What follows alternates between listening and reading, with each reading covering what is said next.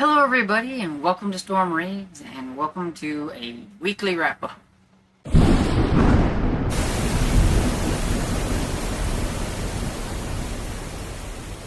So I decided that I think I might go back to kind of like a weekly wrap-up or a weekly chat or I don't know, a week-in review of books.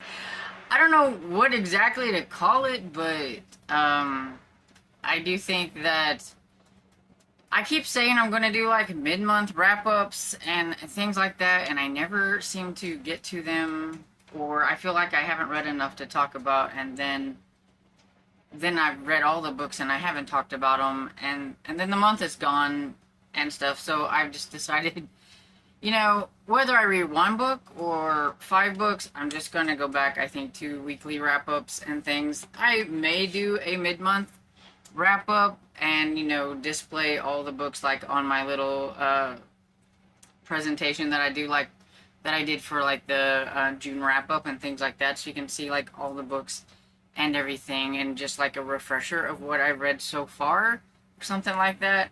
But, yeah, I think I'm just gonna go back to the weekly wrap-ups and stuff. I don't know if they will be uploaded on Sundays or on Mondays.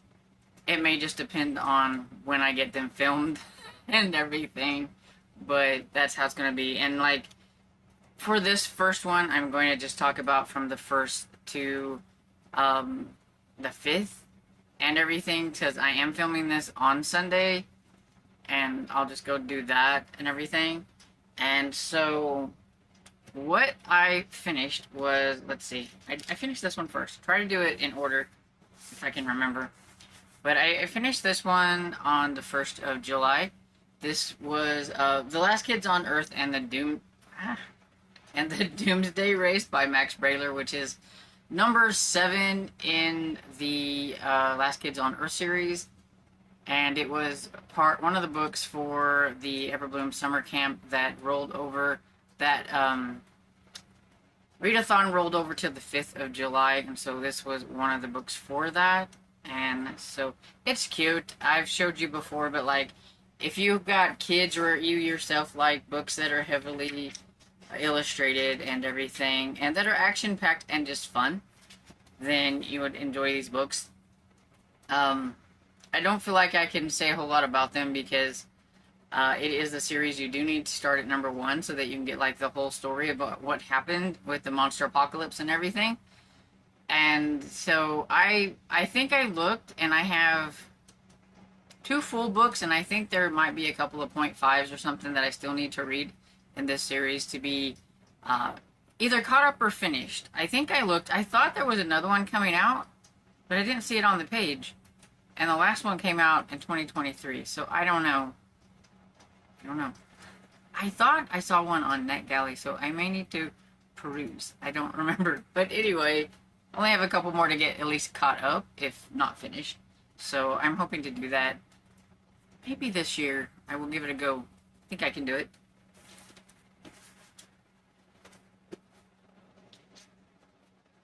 Then another one for the Everbloom Summer Camp was The Rise of the Evening Star, which is Fablehaven number 2 by Brandon Mull, and this one was pretty decent. Seth still bothered me in this one, and I really can't say a whole lot about these stories because I don't want to spoil like book 1. But basically, Kendra and Seth's grandparents are caretakers of Fablehaven, which is a place where magical creatures reside. And in this one, Seth and Kendra kind of got tricked into doing something that wasn't good, and so now they've been brought back to Fablehaven, to where their grandparents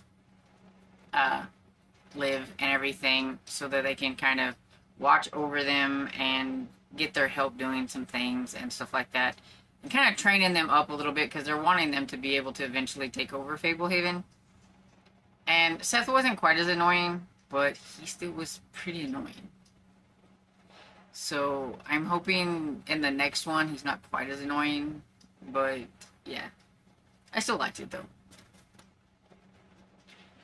Then the third book that I finished this week was South of Nowhere by Jeffrey Devers. It was a book that I had started last month and rolled over to this month. It wasn't officially on my TBR per se because I forgot to mention it in the TBR video, but I think I pretty much told everybody that it was going to be on my TBR, and then I just forgot to put it on there, so it is part of my TBR.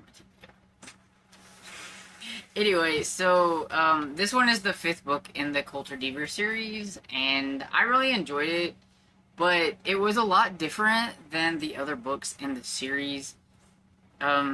Usually in the other books, I felt like it was a lot just one kind of story, and it wasn't like, it was a story about a missing person, and he might get wrapped up in a whole bunch of stuff, but he's looking for like this certain person because he's a reward seeker. In this one, there was a lot of different things going on, and he wasn't necessarily looking for missing people like for reward, but it was because of a levee and a car flipped over, and so they were having him help try to pinpoint where the car might be to save the people in it before they ran out of oxygen or whatever and things. And then it just got a little bit more convoluted past that with a bunch of other things going on, which was just different. But I still liked it, and it did wrap up a few things in the overarching story, which is why, again, you really need to read this series in order. But it did feel like maybe there's a little room left for another book, so I hope that there's going to be a 6th book in the series, because I do really like it. And I hope the next one he'll be back to, like, the normal reward seeking. And so that's the 3 books that I finished this week. So y'all know that I am trying to figure out what book to read for retro romance and everything. I said I don't read them all month long, but technically the retro summer starts, well, today, the 6th, and goes to the 19th and everything. And so I have read chapters in 4 books, and so I'm just going to remind you of the books that I've been reading on. And so we have The Bargain Bride by Flora Kidd, and Not for Any Price by Susanna Davis, Autumn Song by Margaret Padenter, I'm not sure about that, and Donna Simpson's Miss Truelove Beckons.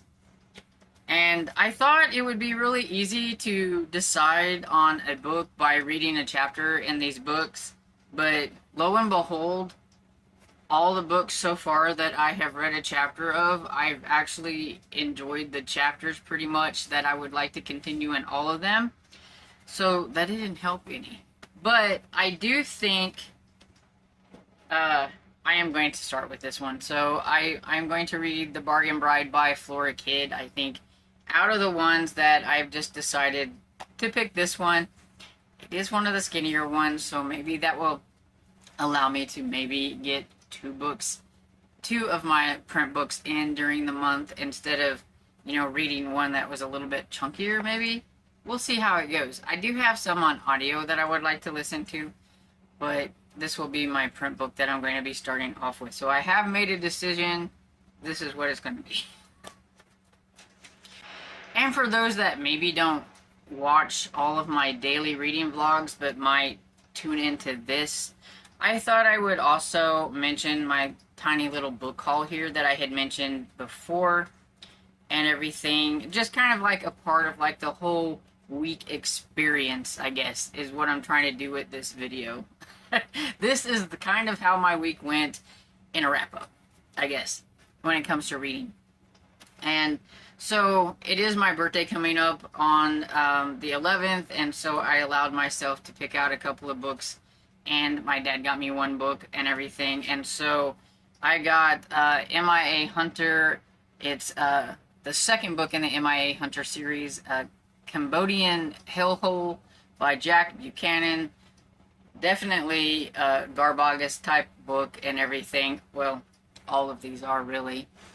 And stuff. Men's Adventure, I find these to be cheesy fun and everything. I I tend to like action books. I like action movies, I like action books. And I feel like these are kind of giving me that like little action fix that I don't get in a lot of other books that I read. Thrillers don't seem to be thrilling. Sometimes mysteries can be kind of slow. I need some action, and so that's what these are for. This says, for him, the war isn't over. It's just beginning. Ex-POW Mark Stone has one purpose in life: to rescue Americans' abandoned heroes. The soldiers listed as MIA. A former Green Beret, Stone will not rest until the debt owed these patriots have been paid in blood. And so, like I said, this is the second one. I may have found the first one on Pango. And then I have Fraulein Spy in the Nick Cutter series. This is a Killmaster series. Nick Carter is kind of like a brand name, I think, or whatever. And this is number 5, at least according to Goodreads and everything. And I think it's kind of cool.